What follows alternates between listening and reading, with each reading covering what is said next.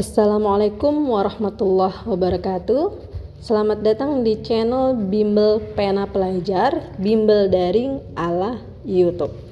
Oke, kita masuk pelajaran fisika SMA kelas 11, yaitu tentang kesetimbangan bagian 1,0.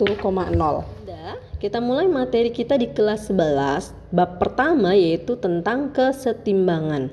Jadi benda dikatakan setimbang bila dalam keadaan diam, ya, atau tidak bergerak. Kata kerja bergerak, ya. Nah, karena jenis gerak itu ada dua jenis, ada gerak translasi, gerak lurus atau bergeser, dan gerak rotasi, gerak melingkar atau berputar. Artinya benda dalam keadaan setimbang bila tidak mengalami gerak translasi dan juga rotasi. Jadi nanti kita bahas syarat kesetimbangannya juga ada dua, karena jenis geraknya juga ada dua, ya. Jadi ini dia kita perjelas syarat kesetimbangannya. Untuk gerak translasi, ya, ini untuk gerak translasi, dan ini untuk gerak rotasi. Nah, untuk gerak translasi, karena penyebab gerak translasi itu adalah gaya, ya. Jadi jumlah gaya yang bekerja sama benda itu ya harus sama dengan 0. Ya, karena gerak translasi itu juga dia ada yang bergeser ke samping, ada yang bergeser ke atas. Jadi syaratnya juga diuraikan lagi gitu, ya. Jadi kalau misalkan dia nanti pada arah horizontal,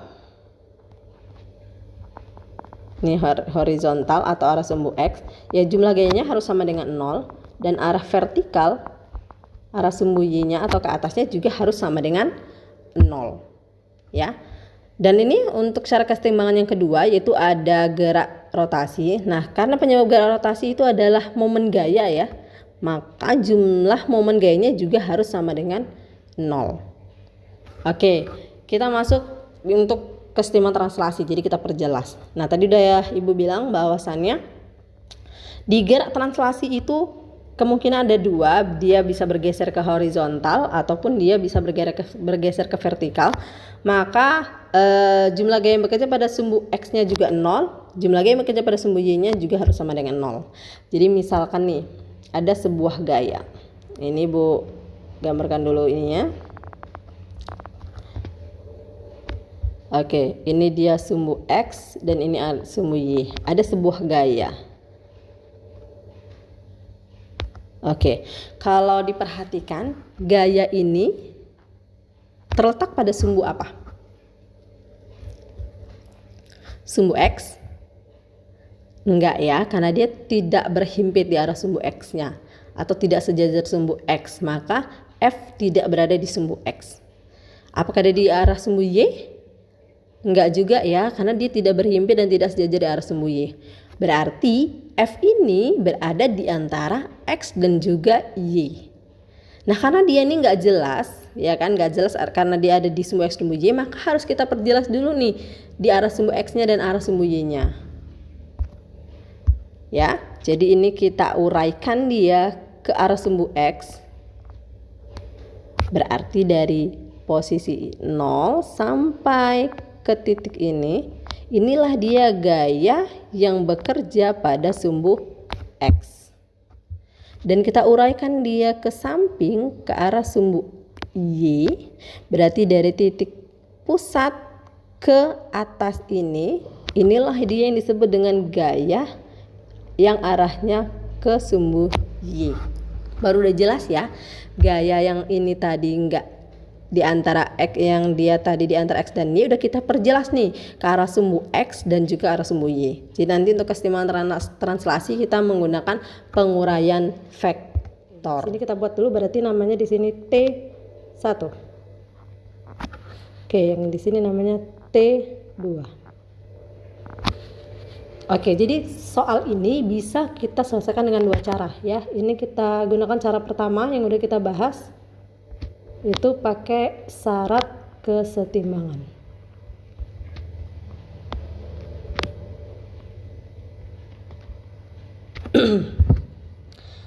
Oke, supaya kita tahu ini sumbu X atau Y, berarti kita buat garis bantunya. Ini garis bantu untuk sumbu X dan ini garis bantu untuk sumbu Y. Nah, berarti T1 di antara X dan Y ya. T2 juga di antara X dan Y, karena dia nggak tepat di X dan Y. Oke, kita uraikan T1-nya. Ke bawah dan ke samping sumbu X. T2 juga ke bawah sumbu X dan ke samping ke sumbu Y. Oke. Berarti T1-nya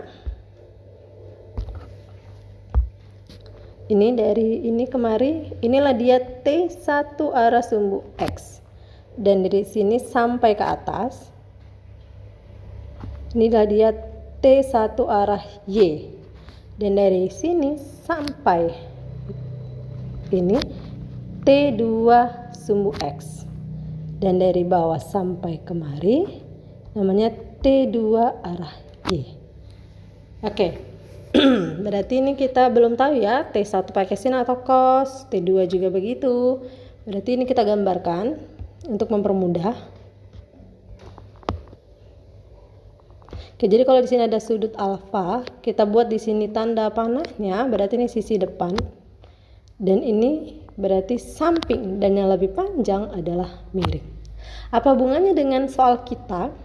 Jadi nanti kalau soal kita ini misalkan T1 ini nanti ada hubungannya sama samping, berarti nanti kita pakai rumus ini gitu. Jadi samping pakai apa? Kosinus alfa itu samping per miring. Berarti kalau ada unsur samping kita pakai cos. Dan sinus alfa itu adalah demi depan per miring. Berarti kalau ada unsur depan kita pakai sinus. Sampai di sini paham kira-kira? Alhamdulillah kalau paham. Oke, kalau paham ini Ibu hapus.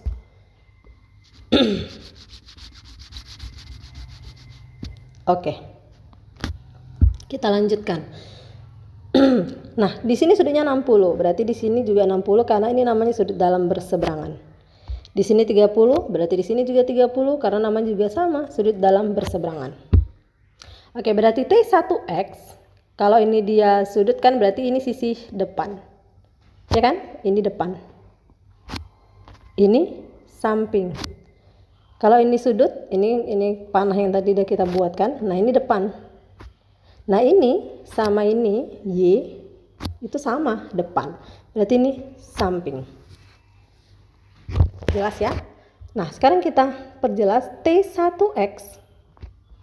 Karena dia unsurnya adalah samping, berarti T1 karena samping tadi pakai kosinus 60 derajat. Ya, dan berarti kalau dia X-nya kosinus berarti Y-nya sinus. Oke. T2X T2X ini samping juga, T2X searah atau sejajar dengan samping berarti T2 kosinus 30 derajat. Berarti Y-nya sinus 30 derajat.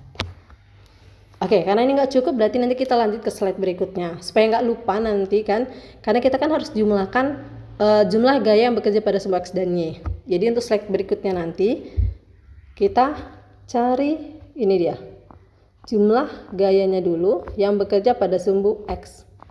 Nah, kalian lihat panah arah sumbu X ada berapa? Berarti ada ini 1, 2, ada 2. Kita gunakan konsep yang biasa bahwa kanan positif, kiri negatif. Berarti yang ke kanan T2 berarti T2X kurang T1X. Sekarang arah sumbu Y. Ada berapa panahnya? Ada 1 T2Y, 2 T1Y, dan ada benda satu lagi nih. Kalau ada benda, berarti dia punya gaya yang arahnya menuju ke pusat bumi. Ya. Yaitu W.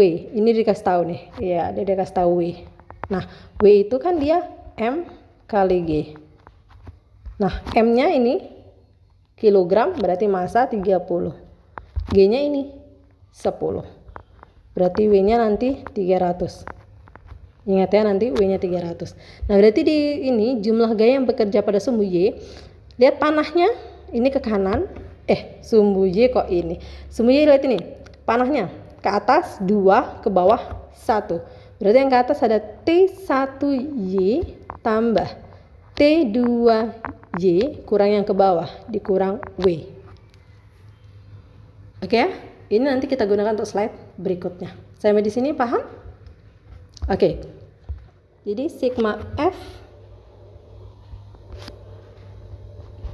arah X tadi kan syaratnya adalah sama dengan 0 ya.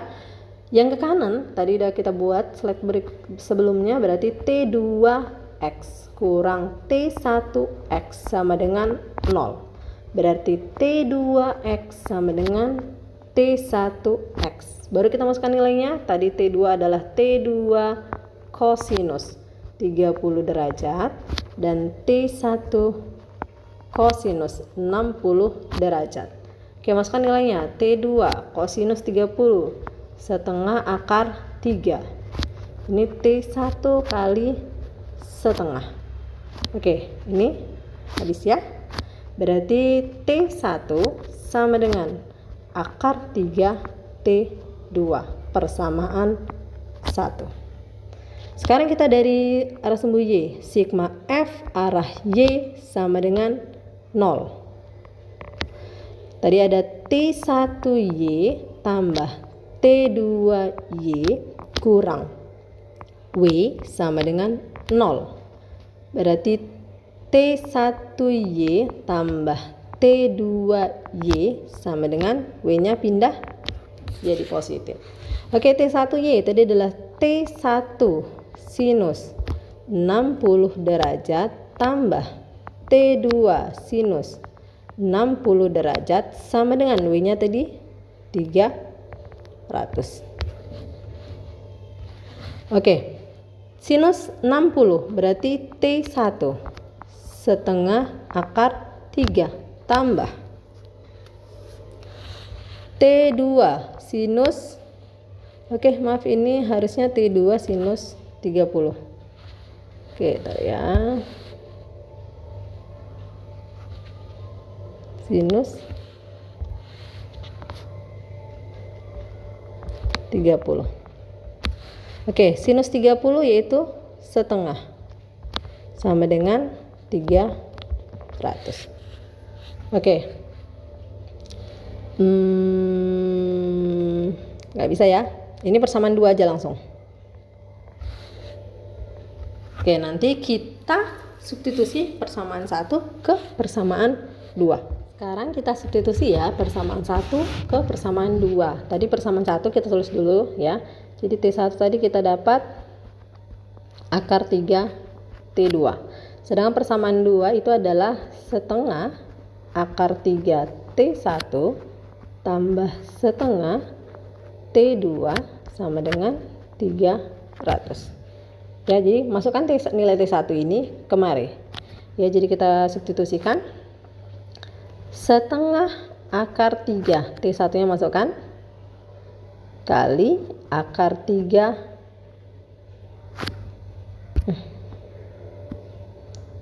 kali akar 3 T2 ditambah setengah T2 sama dengan 300. Oke, akar 3 kali akar 3 akar 9, akar 9 3, berarti di sini 3/2. T2 ditambah setengah T2 sama dengan 300.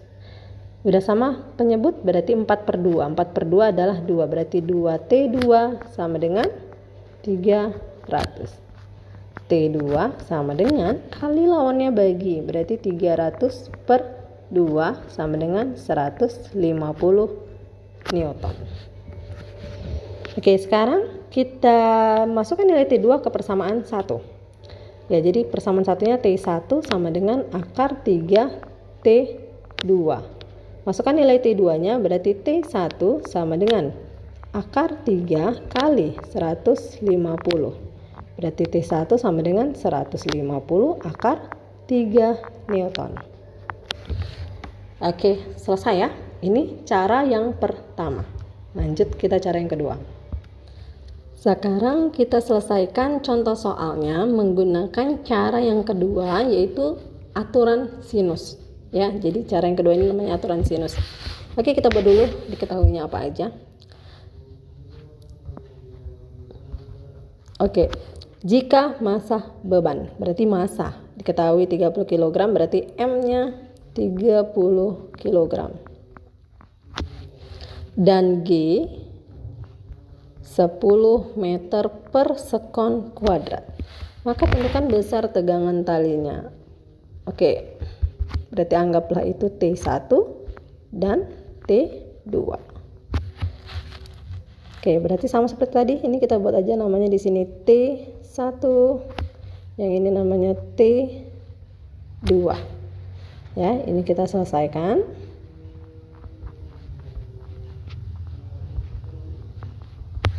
Ya, jadi ini cara penyelesaiannya itu aturan sinus, atau nama lainnya sih biasanya disebut dengan keseimbangan 3 buah gaya.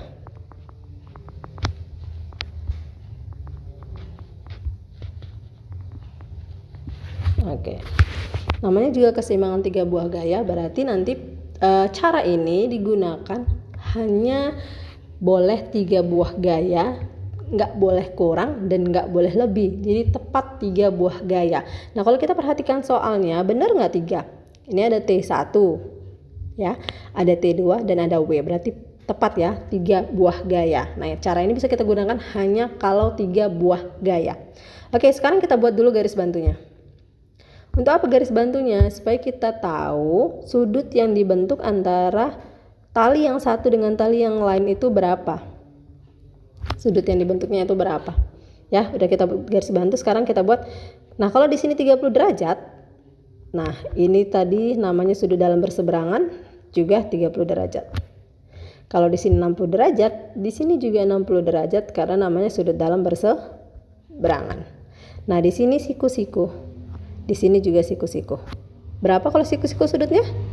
90 derajat ya. Berarti antara tali yang kedua sama tali si W jumlahnya 30 tambah 90 120 derajat. Ya, sekarang antara T1 dengan W berarti yang ini 60 ditambah 90 150 derajat. Sekarang ini berapa? Nah, kalian bisa gunakan caranya, kalau lingkaran kan sudutnya 360 derajat. Jadi boleh 360 dikurang 150 dikurang 120, dapatlah di sini sisa sudutnya. Atau cara yang kedua, ini kan siku-siku nih. Ya kan? Sama seperti yang di bawah. Kalau siku-siku kan tadi sudutnya jumlahnya 90 derajat. Ini udah 30, berarti di sini sisanya 60 derajat. Nah, kalau di sini juga siku-siku. Di sini 60 berarti sisanya 30 derajat. Berarti total 30 tambah 60 berarti 90 derajat. Barulah kita masukkan ke persamaan untuk aturan sinusnya. Apa itu? Dia aturannya adalah T1 per sinus sudut yang di seberangnya atau yang di depannya. Jadi kalau T1 talinya di sini, yang di seberang mana? Berarti yang kalau kita ini kan, nih kita lingkarin ini sudutnya, dia nggak kena sama talinya. Mana ini kena, berarti bukan. Mana yang nggak kena sudutnya, ini dia 120, berarti yang di seberangnya adalah yang 120 derajat. T2 yang mana yang nggak kena talinya? Kalau di sini T2 berarti yang nggak kena adalah yang 150 derajat. Sedangkan W yang mana? Berarti sisanya sinus 90 derajat. Nah, beranjak dari yang diketahui adalah W, berarti kita bisa selesaikan T1 dengan W. Wajib itu ya, T1 dengan W. Kita selesaikan dulu untuk mencari T1-nya. Berarti T1 per sinus 120 derajat sama dengan W per sinus 90 derajat. Oke, berarti T1 sinus 120 setengah akar 3 sama dengan 300, 30 kali 100 per sinus 91. Kita kalikan silang, T1 kali 1. T1 300 kali setengah akar 3, 150 akar 3. Ya. Cara yang kedua, kita cari T yang kedua. Boleh menggunakan T2 dengan T1. Tapi lebih mudah dengan W. Kenapa? Karena sinusnya per 90, jadi dia lebih mudah. Oke, W per sinus 90. Oke, T2 sinus 150 setengah, W-nya 300 per 1. Berarti T2 sama dengan 150 Newton. Oke, sesuai ya sama jawaban kita yang pertama.